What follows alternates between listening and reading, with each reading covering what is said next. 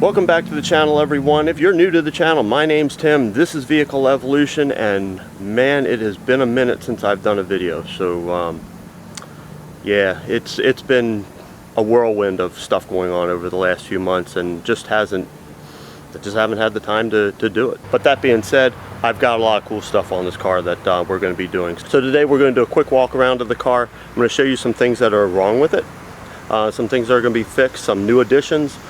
Give you a little bit of a hint on some things that are coming, because there's quite a few things on order for this car, and a couple things that are being say custom ordered, custom made.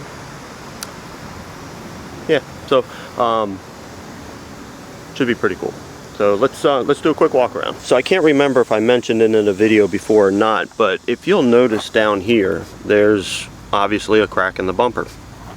There's also, it's pulling away here, and what happened was, gosh, probably a little over a year ago, I hit a raccoon, and yeah, it totally screwed up the whole bottom part of the bumper. It broke this, knocked it back, tore out the whole inner wheel well, knocked this off. I was able to replace the inner wheel well. I got this kind of sort of back in line, and really the whole point of getting the front splitter was to be able to hold this all together. Well, I take a lot of pride in my car, and it's been bugging me ever since that's there, and that this is kind of jacked up like that. So there's a new bumper coming, probably later this week, I believe. The other thing you'll notice is there's no more tint on the fog lights. So there's a pretty good reason for that, and that is that it was peeling off.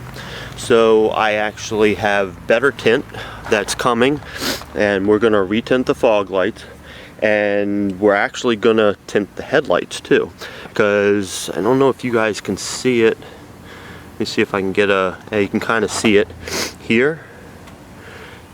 And if I get a better angle, you can kind of see it in there. And then over on this headlight, I'm not sure if you can really see it that well. Yeah, that angle, you can see the cracking here. So what this is this is actually an after effect of heating up the headlight. So when I did the blackout of the headlight, it looks really cool, and that wasn't there like that, but you know, shortly after I did the blackout, that started showing up, and it's kind of pissed me off ever since. Can't really change the headlights. I mean, I could buy a new set and then it would look like it did before, but I really wanted to have the blackout look, so I'd have to reheat it and it would do the same thing again. So I'm thinking what I can do is the same tint that I'm going to put on the fog lights, I'm going to do on the headlights, and it's a specific tint that's designed for headlights, made by Vivid, that's supposed to allow the light to come through a little bit better from behind, but maintain that tinted look on the front. So it's going to be a test. We'll see how it works. I do have LED headlights and LED fog lights. They're pretty bright, so I'm not too concerned about the brightness aspect of it, but that's something that we're going to be doing too. The other thing is on my tail lights here. The tail lights, when I tinted them, you guys remember, and there's a link in the description, as well as probably popping up right now, a link to the video on how I tinted the tail lights. You notice they have kind of a sheen to them, but it's more of like a luster. It's almost like a satin look. And the other thing that happened, you don't see it you might get a little bit of a glimpse of the crackling that's happened. Really, it's hard to see it. You see it more in the direct sunlight. You can kind of see it in the chrome here, how it's cracked. That's something that I think happened just because of either I didn't have the surface prepped enough, because I didn't sand anything. I didn't want to sand it down. But that's also kind of bothered me. From a distance, they look awesome. They're really bright, so the tint hasn't affected. I've had absolutely no problems with getting pulled over or anything, so that's been cool. But new taillights coming, and like I do with most things, they're going to be bought tail lights with a little bit of a twist on them. So we'll do some extra stuff there. Other thing is, if you'll notice at the bottom, the carbon fiber wrap, with the exception of right there, is off of the rear diffuser. It's off of the side skirts, and as you could see before, it's off of the front. And the reason for that is that, again, that was peeling up. So it looked cool, but what we're going to do is we're going to remove these. We're going to do a good prep on them. There's actually a company that will make spray paint that is color matched to your paint code. I'll put a link in the description below for them. I have that paint coming. They have a prep. They have a the actual color, and then a clear coat that will go over it. So we're going to do that to the whole bottom section of the car, so it will hopefully match the paint. That should give it a little bit more seamless of a look, because what's happened is since the wrap came off, this like discoloration here, I can't get rid of no matter what I do. It just doesn't go back to the smooth black that it was before the wrap. So I imagine it's some of the adhesive that's just kind of stuck into it. It's porous, you know, whatever it may be. This section here, a while back, kind of a long time ago, I actually plasti dipped that. So this is a whole plasti dip section. I'm pretty sure what I'm going to do is remove this. It's going to be carbon fiber wrapped. So we'll have black carbon fiber and then black down here. I think that's going to look pretty sick. We are probably going to debadge the whole back of the car except for the wing in the middle. Yeah, just because when these change, and with what I'm doing to the front, I want to kind of let people guess on what kind of car it is, and I think it'll clean up the look some. So that, I think, is, oh, other thing, inside. All right, so inside the car, the thing that I've probably gotten the most comments about on the channel and through Instagram have been about the tablet installation and features that the tablet has and doesn't have, and how it all works together and that kind of stuff. So I'm going to answer a few questions there and show you what I'm doing now with it and some things that hopefully are to come with it. But the short story right now is that I have removed the tablet and that Pioneer radio and taken the car back to its stock look, and there's a couple reasons for that. First off, the tablet that was installed in here, the Samsung Tab A6, I believe is what it is a ridiculously slow to charge tablet. Even under house power, hooked up to regular outlet, it takes forever for it to charge. So the problem I was having was, even running it into the power outlet on the car rather than USB power, it just wasn't charging fast enough. So I would end up having to pull it out, take it into the house, charge it overnight, put it back in, and that's a pain in the butt, and I just didn't feel like having to deal with that. The other issue I was having was with the microphone for making calls. I had the microphone mounted down in here, so it was pointing directly at me, and even with that, the sound quality from the people I was on the phone with was terrible. They were constantly saying, "I can't hear you," the sound was bad, it was crackling, so that was the problem. I mean, I could hear them fine, but they were having trouble hearing me. The other issue I was having was steering wheel controls. I know there is a modification piece, a adapter that can be put in to actually give you the steering wheel controls, and I will probably get that. I haven't done it yet. People have asked me about that, but no, my steering wheel controls do not work. They didn't work, and that's kind of bugged me. The other thing is, the biggest question I've had has been on the AC controls. No, the AC controls are not visible on the tablet. No, I haven't been able to find a way to get them on the tablet. It's not a, I wouldn't say it's a big deal for me that they weren't there, but it is kind of one of those nice to have things.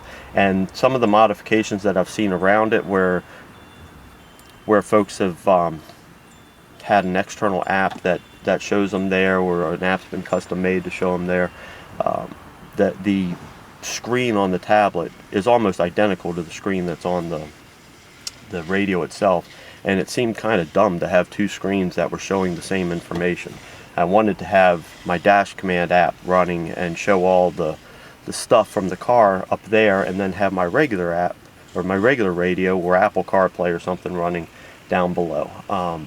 So it kind of seemed pointless from that. If I come up with anything, or you guys have anything that works that just kind of overlays the AC unit information there, I'm all ears. I think it's going to be a hard thing to get it to go into the tablet, but I could be wrong. You know, I've been wrong before. But that's kind of where we're at with that part. What we will be doing in the meantime, and I'll do a little video on it, you know, for those of you who maybe didn't see the tablet install, just interested in doing some carbon fiber wrapping inside your car, we are actually going to carbon fiber wrap the center console. I'm going to take that back to carbon fiber. We'll wrap this top piece, and I am pretty sure we are going to do this part of the steering wheel. You know, why not?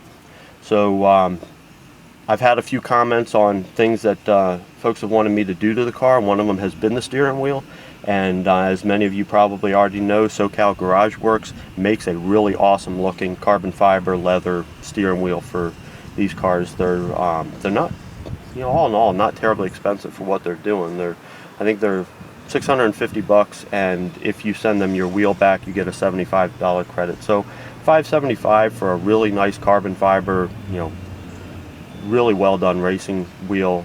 Looks, I mean, I'm cool with that. But if they happen to be watching this video and you want to, you know, maybe throw one my way and sponsor, hint, hint, I'm all ears. In the meantime, we will be carbon fiber wrapping the center part of the steering wheel. I think that along with the center console, I think that's going to look really cool. So there's a lot to come on this car. A lot of videos that should be coming, like one after the other here. Oh, the big thing, it's really going to change the outside look. So I mentioned parts that are going to be made to order, custom made, if you will. I've always liked the stock hood. I like the look. It's aggressive. I like it better than the hood that came with the 2010 to 2012 models. I really like that whole redesign on the front end anyway. What has always bothered me though is that these are not working vents, so they have kind of a fake look.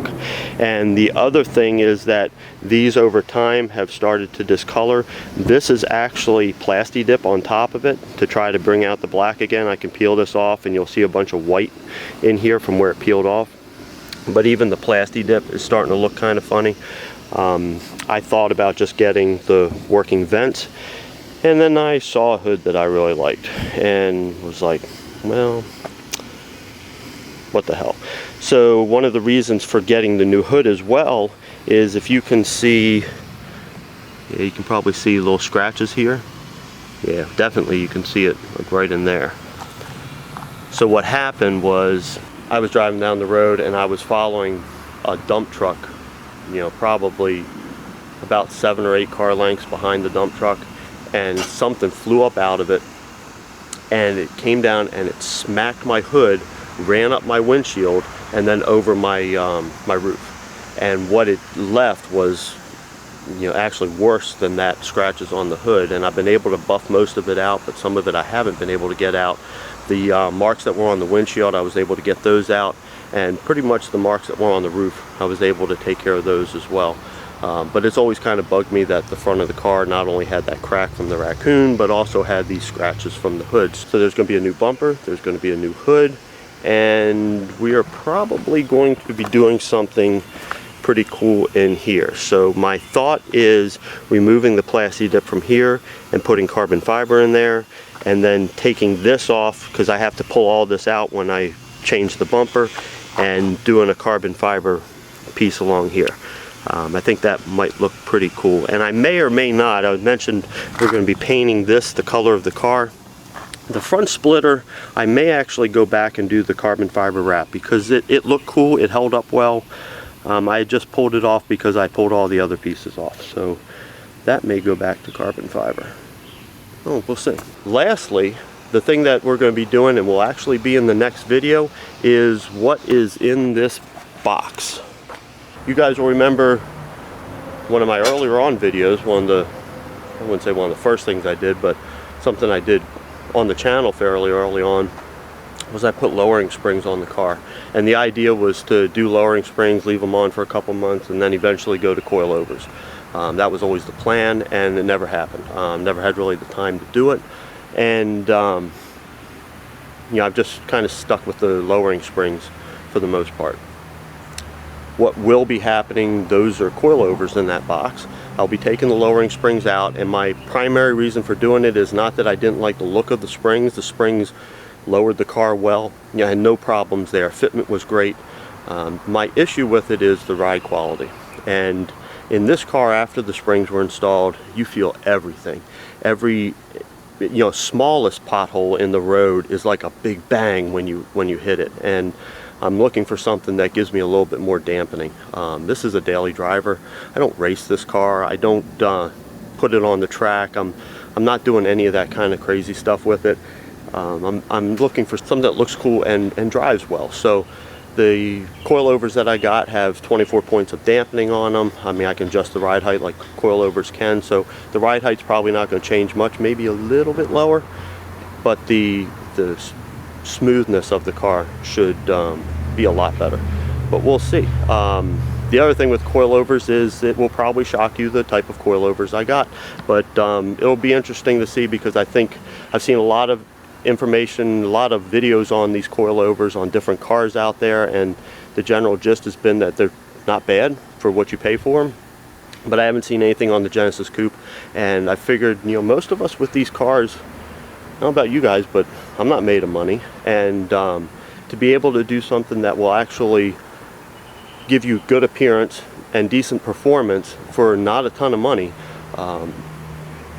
I think it would be worth exploring. And if they are junk, I'm not out a whole lot of money, and I could replace them with something better. But that's going to be the next video.